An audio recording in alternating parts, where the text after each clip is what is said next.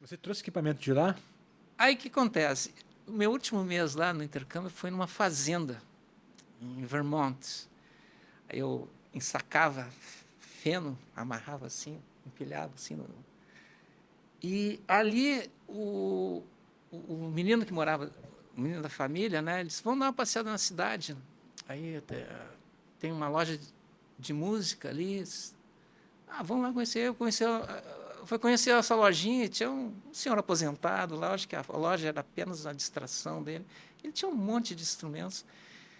E eu levei a minha guitarra, assim, olha, dá uma olhada nesse instrumento. E eu vi que tinha uma cópia de Les Paul. Les Paul era o trend da época. Né? Todo mundo, Allman Brothers, tudo, Fender Stratocaster era assim, Jimi Hendrix, Gilmour, Clapton, mas o... Então, aquela forma, ela era hipnótica naquela época. Então, eu perguntei, não quer trocar essa guitarra por aquela ali? Aí ele falou assim, não, a gente poderia... we can do some business. Ou seja, a gente troca, mas tem um percentual. Ele me cobrou uns $4,90, assim. É. E fizemos a troca. E eu voltei com aquela guitarra. Mas era uma Les Paul o quê? Gibson Era mesmo? uma cópia de Les Paul, não era Les Paul, era uma Kimberly, que era uma marca assim mais simples, né? E, e eu usei aquela guitarra muito pouco, porque quando eu cheguei lá nessas rodas universitárias, eu não tinha o que fazer com uma guitarra. Uma guitarra requer uma banda, uma situação específica, assim, e eu não tinha nem violão, então eu pegava emprestado, até que lá por um determinado momento eu consegui comprar um bom violão, um Ovation de cordas de metal, rico no instrumento. Eu não gostava da captação. E aí aquilo me alavancou muito nos arranjos com o Ney, né, as parcerias que a gente foi fazendo. Então, eu já estou falando, você perguntou de Dos equipos, equipamentos. é. Então, o que acontece? Eu morava em Porto Alegre. Às vezes tinha algum amigo que viajava, outro intercambista. Então, um amigo trouxe para mim esse violão.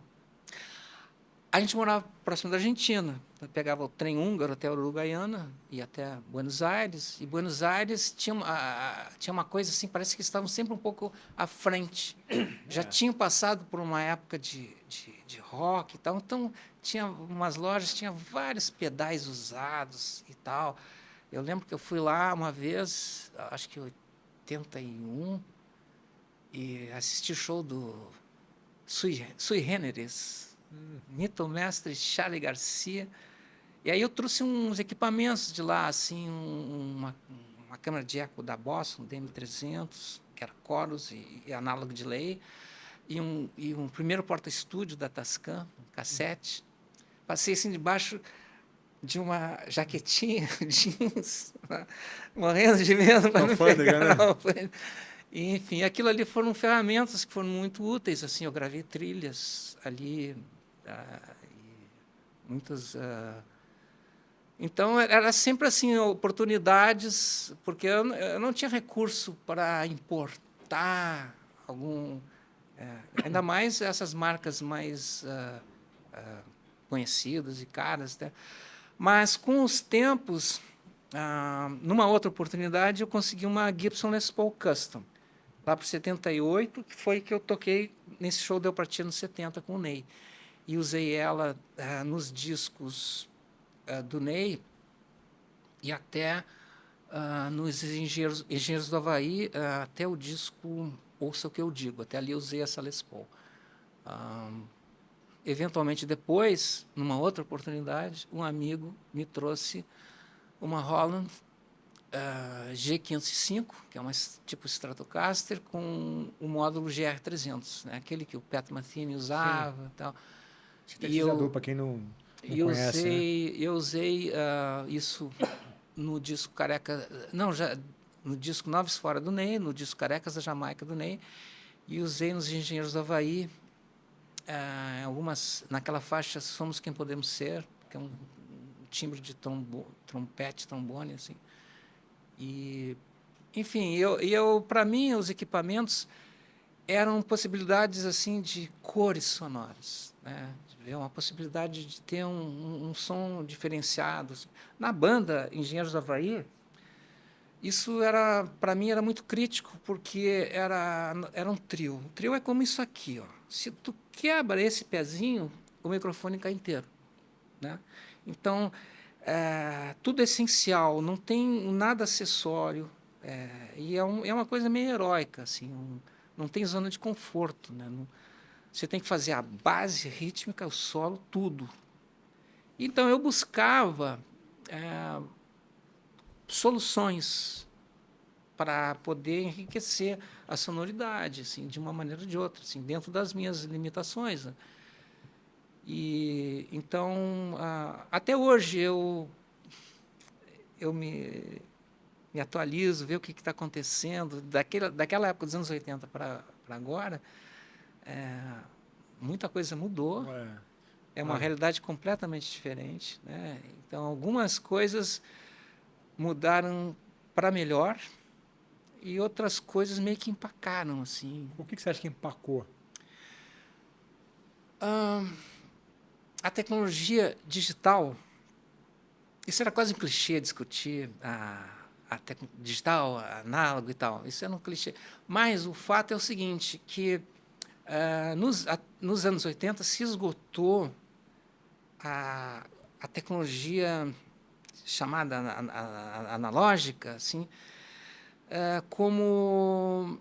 Porque a cada ano se produzia, saía um teclado novo, algum efeito novo, e produzia algum som novo. E aquilo se transformava numa possível linguagem sonora. Uhum. Quando se consolidou a tecnologia digital, a partir dos 90 principalmente, ela teve um efeito assim democratizante. Ela democratizou, ela facilitou a vida, tornou assim acessível recursos que poucos anos antes era exclusividade de poucos, né? Assim, e isso foi progressivamente até hoje. Então, hoje, no seu celular, você tem efeitos que, no início dos anos 80, você precisava de um synclavier, que era um instrumento, teclado, que custava $60.000 ou mais. Ou um órgão também, né? Também. Difícil se encontrar um órgão mesmo ali para tocar a Vera mesmo é difícil. Mas você acha que empacou o quê? Empacou porque a tecnologia digital, se por um lado ela facilitou a vida, ela tornou acessível o acesso aos sons que já existiam, ela não acrescentou muita coisa. Tirando, assim, talvez coisas de DJ, scratch, Você está coisas... falando. não tem... Não teve inovação não sonora. tem uma aquarela Olhar para sonora trás para o que no foi feito e digital. replicar. Isso que você está falando, né? Então, Sim. tem só a recriação, a democratização e assim, tornando acessível a qualidade de som hoje, ela é uma coisa trivial, né? Sempre foi uma questão no passado, mas hoje, cara, no seu celular, eu gravei trechos de trilha de filme no iPhone, né?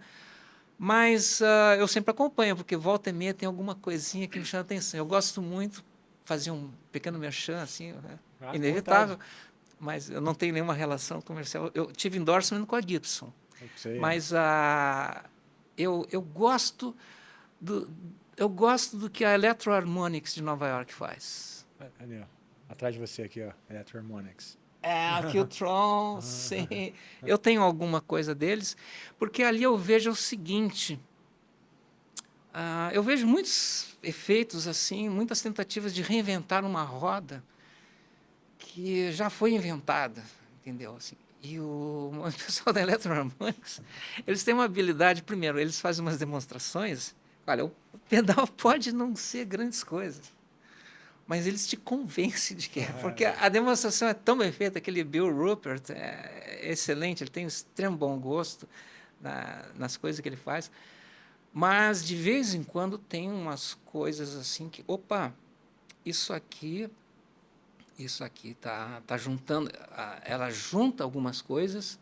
Por exemplo, compressor. Hoje, que é uma coisa assim típica de estúdio, né? A gente tem aqueles padrões 1176, LA2A, né, históricos, e tem versões em pedal hoje para isso. A Universal Audio faz várias versões de pedal daquela qualidade de estúdio. O Kali 76, que é um outro fabricante. Tá. Aí a Electro Harmonix, e tem vários pedaizinhos made in China e tal, que quebram um galho bacana, dependendo Você tem algum deles? Da utilidade. O Wave, essas coisas? Não compressor. Não compressor. Mas assim,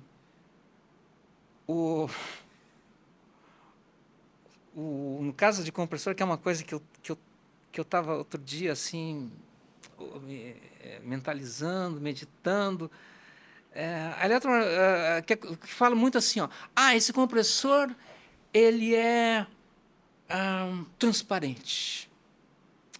É óptico, compressor óptico. Tá, pô, estúdio, tá, tudo bem. Então, cara, isso é muito bom, você tem um instrumento. Aí você fala assim, mas esse compressor aqui, ele colore o som. Eu tenho a seguinte teoria, a seguinte tese. Para tudo na vida